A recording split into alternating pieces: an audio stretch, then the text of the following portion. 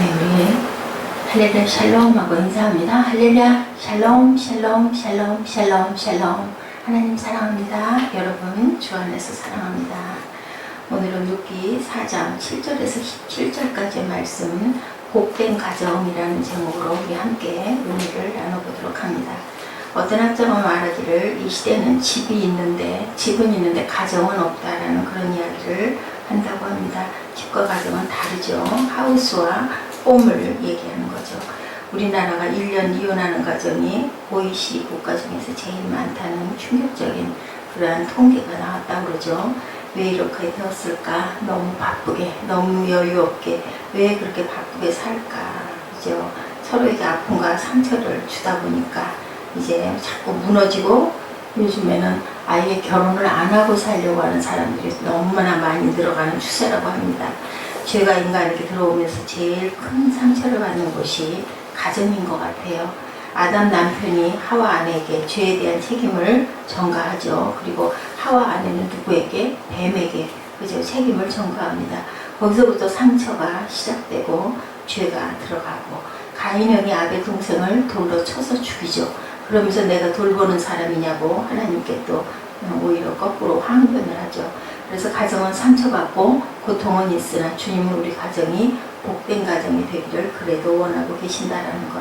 그러게 우리들의 가정을 잘 지키고 건강한 가정으로 잘 세워가야 된다. 아멘.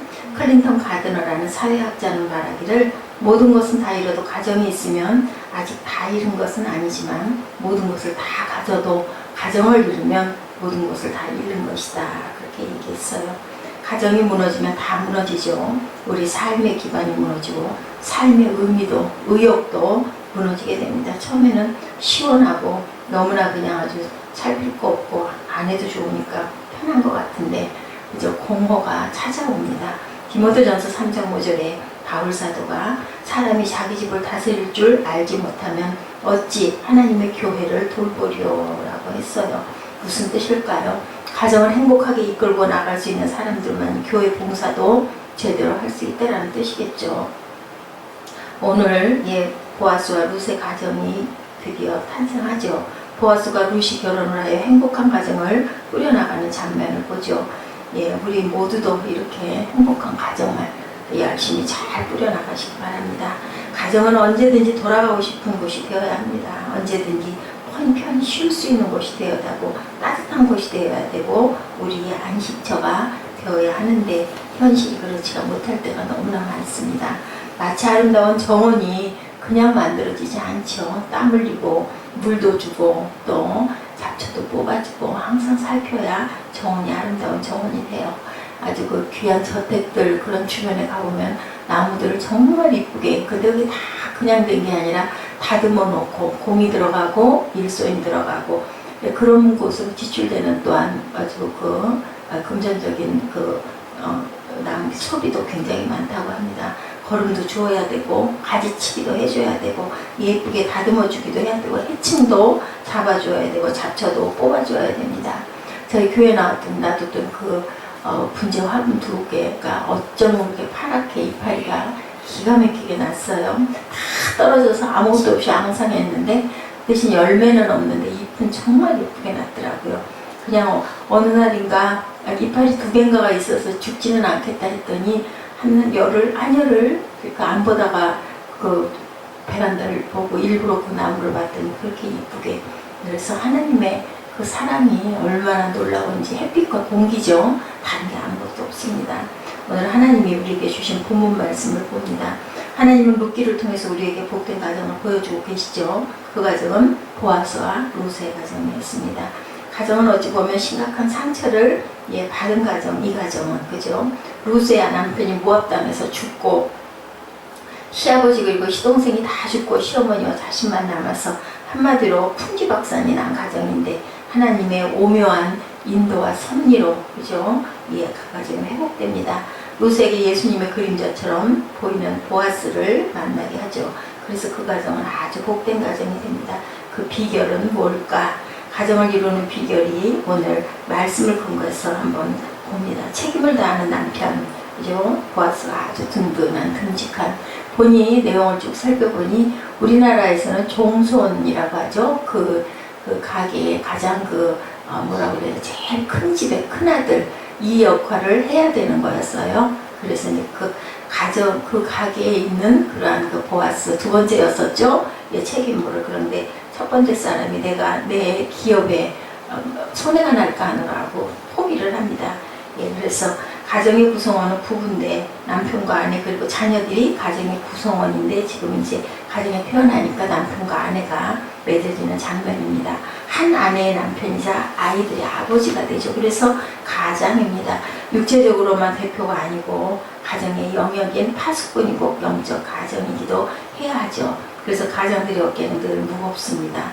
온 가족을 책임져야 되고 지금은 예, 엄마와 아빠가 함께 벌기도 하지만 예, 그때만 해도 이 사회에서는 더군다나 예, 남편이 다 책임을 져야 되고 예, 농사를 잘 지어야 되죠.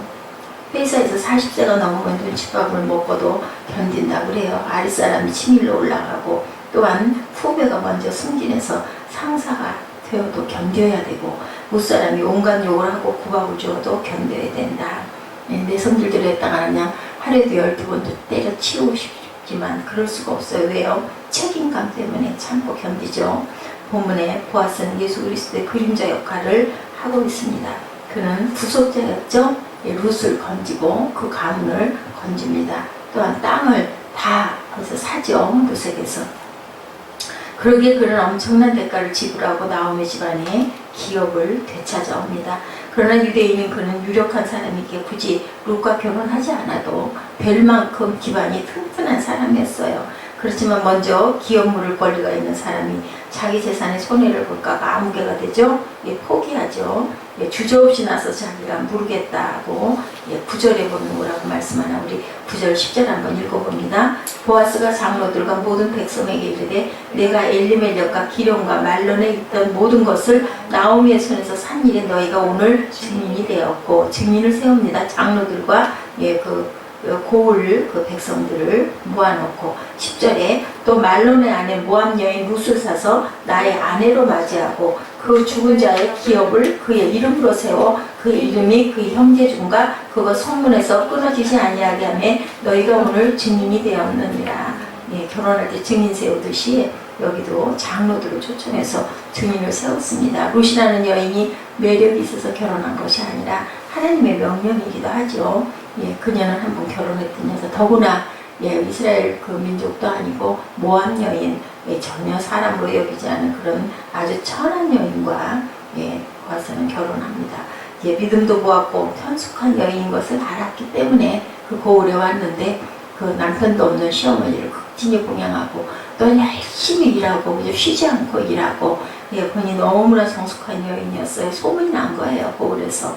예, 그래서 예, 하나님이 또한 그에게 기업물을 의무가 있다고 아예 정해놓으셨기 때문에 책임이 있었던 거죠. 책임감으로 아내와 가정을 위해 희생의 대가를 치른 거죠.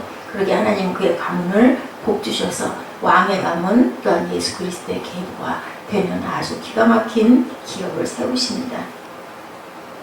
예, 사람들은 대개가 또다시 그 사람하고 결혼할래 다시 태어난다면 이렇게 물어보면 열의 9은 아니라고 한다고 하죠. 살다 보면 얼마나 단점이 많이 보이고 정말 밉고 보기 싫을 때 고개를 싹 돌려버리고 싶을 때가 많아요. 그런데 없어 보니 그게 아니더라는 거죠. 예, 그래서 예, 처음 결혼은 누군가가 말하기를 경험 부족으로 했다. 이혼은 인내력 부족으로 했다. 재혼은 건망증으로 했다. 이런 아주 재미있는 유머가 있기도 합니다. 예, 정말 씁쓸한 그런 마음이죠. 그러나 우리는 생각이 달라야 한다. 내 배우자는 하나님이 짝지어 주신 내게 딱 맞는 배필이다 라고 생각하고 열심히 살아야 된다. 함께 있을 땐 잘 몰라요. 없고 나면은 예, 또 새록새록 장점들이 보이고, 왜냐하면 내가 그런 부분들이 굉장히 불편해지고 그리고 아쉽고 또 그동안 길들었기 때문에 그런 마음들이 있죠. 우리가 믿고 살고 자꾸 행복을 꽃밭을 가꾸듯이 이루고 살아야 된다. 또한 좀 더 양보하고 이해하고 그 사람 입장이 돼서 바라보는 그런 서로가 혼자 그래서는 안 되는 거고요. 이 책임감이 우리 가정을 복된 가정으로 만든다라는 걸 것을 오늘 룻기를 통해서 사정을 통해서 말씀합니다. 두 번째로는 또한 믿음의 며느리가 되어야 된다. 가정을 세우는데 가장 큰 역할은 며느리에게 있죠. 시어머니가 계실 때 며느리가 어떤 사람이 들어오냐에 따라서 그 가정이 앞날은 좌우가 된다라고도 합니다.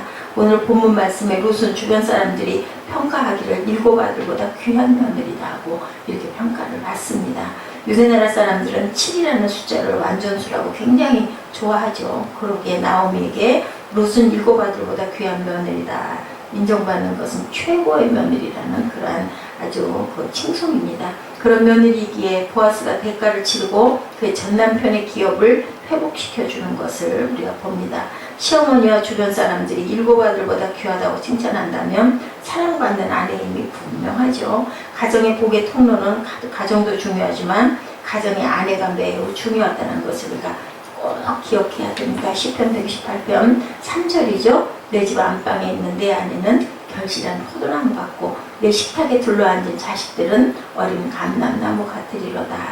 예, 포도나무 어때요? 겉보기에는 막 정말 비틀비틀하고 구부러지고 그렇게 생겼지만 얼마나 그 탐스러운 포도가 아주 따닥따닥 붙어가지고 알이 그냥 정말 탐스럽게 열리면 너무 탐스러워 보이죠. 예, 이런 것처럼 또 냄새는 얼마나 포도향기가 좋습니까?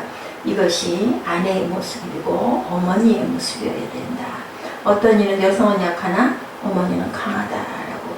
예, 어제 제가 그 미라클을 아주 정말 의미 있게 봤어요. 아주 많이 감동을 받고 자연도 너무 아름답고 색채도 너무 아름다워서 또 봐도 몇 번 봐도 좋을 것 같아요. 저는 뭐든지 한 번 보면 두 번 잘 안 보는데 보고 났는데 혼자 봤어요. 어저께 정말 좋더라고요.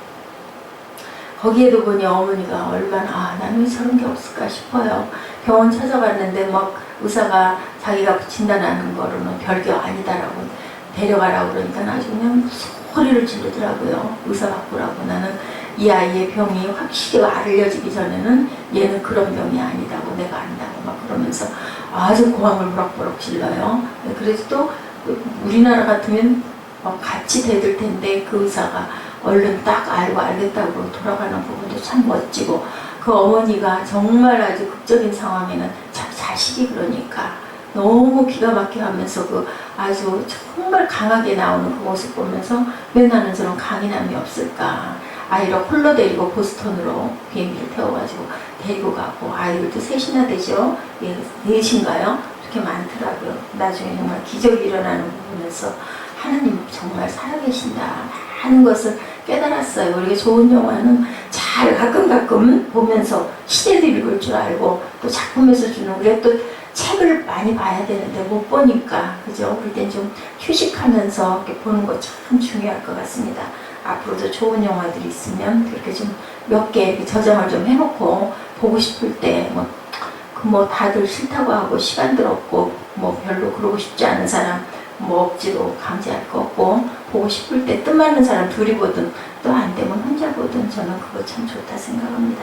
자, 첫째는 아이를 낳은 것을 볼 때 좋아하죠. 고통이 있죠. 살이 찢어지고 다시는 안 한다고 엄마들 얘기하는데 애가 돌 때 가까워질 즈음 되면 또 동생 얘기들을 해서 옛날 우리 어머니들은 7이고 8이고 그죠? 하나님이 주시는 대로 열심히 나서 어떻게 길러 옷도 없고 그죠? 근데도 다 잘 커서 나중에 자라서 보면은 너무너무 듬직한 아들 딸들이 수둑해서 모일 때 보면은 얼마나 좋아요. 그리고 규칙이 잡혀서 이제 그때 그렇게 모이면 어떻게 다 먹이고 치우나 하는데도 또 탁탁탁탁 잘해요. 안 하다가 어쩌다 하려고 하면은 너무 정신이 없는데 잘들 하면은 모일 때마다 탁 모여서 같이 딱 만들어서 서로 이렇게 분담해가지고 열심히 치우고 먹고 또 모여 앉아서 얘기도 하고 윷놀이도 하고 그죠? 예, 그럼 얼마나 보기가 좋습니까? 둘째로 여성이 위대한 것은 인내 때문이다. 이렇게 열심히 나서 기르느라고 그냥 여자가 아니라 정말 어머니가 돼버리죠. 뭐 모양이고 뭐고 없습니다. 그냥 깨끗하면 그만인 거고 그러니 손마디들이 굵어지고 허리통이 굵어지고 그럴 수밖에 없죠.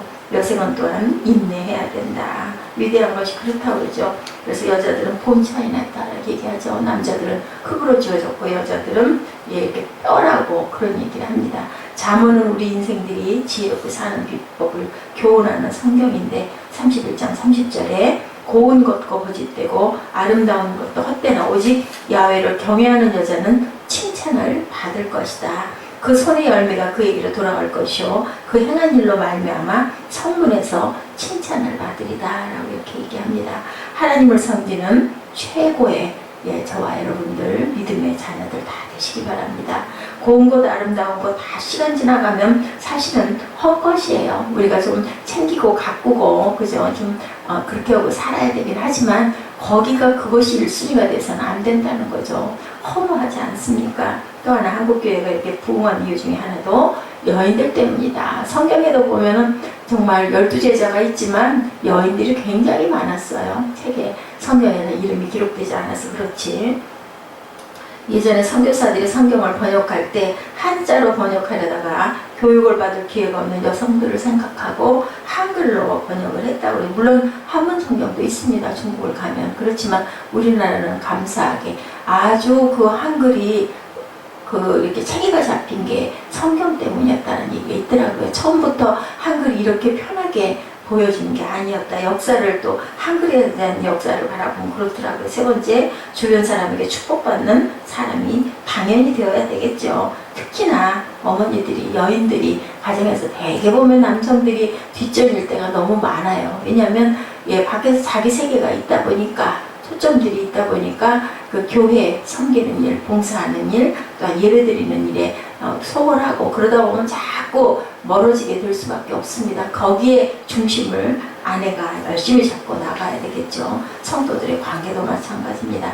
주변 사람들부터 그들로부터 잘 어울릴 줄도 알아야 된다. 그것은 우리가 하늘의 상이 된다는 것. 하늘의 상 받으려고 해야 돼요. 이 부분은 내가 상 받으려고 해 이게 우리 세상에서는 속보여이지만 하나님께는 속이 보여도 돼요.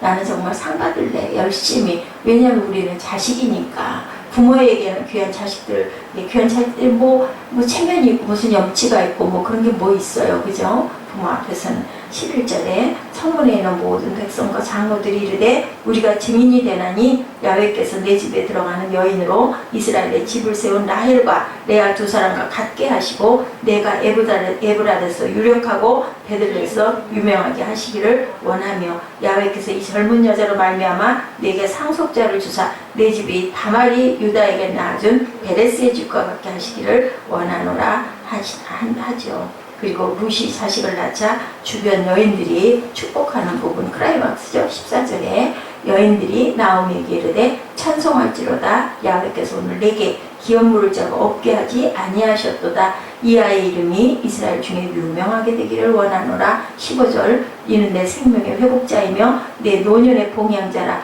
곧 너를 사랑하며 일곱 아들보다 귀한 내 며느리가 낳은 자로다 하니라. 이렇게 엄청 축복을 합니다. 어제 그 어린 아이도 병실에서도 옆에 있는 아이에게 목걸이, 자기 십자가 목걸이 주죠. 근데 그 아버지는 무신론자였기 때문에 그만 아이가 암으로 죽지 않습니까? 저는 그 아이가 그렇게 기적을 경험하게 된 것도 하나님을 믿고 하나님이 내 안에 계시다라는 것을 확실하게 어머니 믿음이 흔들리죠. 너무 기가 막히니까. 그런데 그 따라있는 그 믿음대로 이루어지죠. 그 나무 속에 거꾸로 처박혀서 어디가 부러지고 그 뇌사가 될 수도 있는데도 아무런 상처도 입지 않고 의학적으로는 도저히 이거는 있을 수 없는 일인데 뭐 나았다고 할 수가 없다고 그러죠. 그 의사 얘기가. 그런데 깨끗하게 나았고 마지막에 간증하는 장면에서 정말 무신론자 그 딸아이 잃어버린 아버지가 거기에 참석해가지고 주변 사람들이 그렇게 정말 죽을 병이 아니었는지 누가 아느냐 이렇게 얘기했을 때 팍 일어나서 얘기합니다. 내가 믿는다고, 내가 확실히 봤다고 얘기하죠. 그래서 정말 잘된 영화들이더라고요. 히브리서 12장 1절에 그러므로 우리에게 구름같이 둘러싼 허다한 증인들이 있으니 누가 있다고요? 증인입니다. 증인. 어제 그 영화에 나타났던 그 암으로 죽은 아이의 아버지처럼 우리는 이렇게 증인이 되어야 된다. 예수 그리스도의 증인된 저와 여러분 되시기 바랍니다. 네 번째로 하나님이 주신 자식을 어떻게 길러요? 믿음으로 길러야 된다. 내가 만든 것이 아니죠. 하나님께서 만들어서 이 땅에 보내주신 거예요. 생명의 통로예요. 하늘에서 통로를 타고 내려오죠. 생명은 하나님이 주시는 것이다. 어제 그 짧게 우리들 잠깐 휴식 때 틀어놓은 그 간증에도 그 김종찬 그 가수인가요? 그분이 그러죠. 예, 나는 정말 그냥 엄마가 낳았으면 내가 이렇게 살다 죽으면 그만이지 했는데 그것이 아니고 정말 나는 통로였다라는 것을 이제 깨달아서 시계가 그냥 만들어지는 일이 없지 않느냐. 어떤 그 대통령이 그랬다고 그러죠. 절대로 그걸 믿질 않아가지고 부모가 뜰에다가 이쁜 동산을 만들어서 꽃이 필 때 아들을 탁 보여줬다고 그래요. 그리고 그냥 우연히 만들어진 거야. 그랬더니 아들이 우연히 만들어진 게 어디 있어요. 어머니 아버지가 나보라고 이렇게 예쁘게 가꾼 거죠. 그래서 거기서 얘기를 했다고 그러죠. 그러니 너는 그냥 만들어졌겠니? 맞습니다. 우리는 항상 하나님이 우리에게 이렇게 아름다운 세상도 주시고 가정도 주시고 또한 이렇게 내가 잘 살아가게 그리고 순간순간 선택은 누가 해요? 내가 본인이 해야 돼요. 제가 부족한 결핍이 있다 보니까 그쪽으로 눈을 돌리게 되고 그것에 소망을 두게 되고 그래서 내가 아직은 천국 갈 때가 아닌가 보다라는 생각을 순간순간 합니다. 모든 자연 속에 하나님이 계시다. 어제 그 영화에서도 그러죠. 근데 우리는 모르는 거예요. 그것이 답인 줄을 모르고 그냥 지나치는 거죠. 13절에 이에 보아스가 룻을 맞이하여 아내로 삼고 그에게 들어갔더니 야훼께서 그에게 임신하게 하심으로 그가 아들을 낳은지라. 야훼가 임신하게 하셨다. 태의 열매는 하나님의 상급이고 또 하나님의 각자에게 또한 뜻이 있습니다. 그 김영민 목사님이신가요? 그분은 자기는 아이를 낳지 않고 이렇게 모든 아이들이 청년들이 다 내 아들이다 이렇게 써 크게 또 쓰임을 받는 특별한 그런 사람도 있기도 합니다.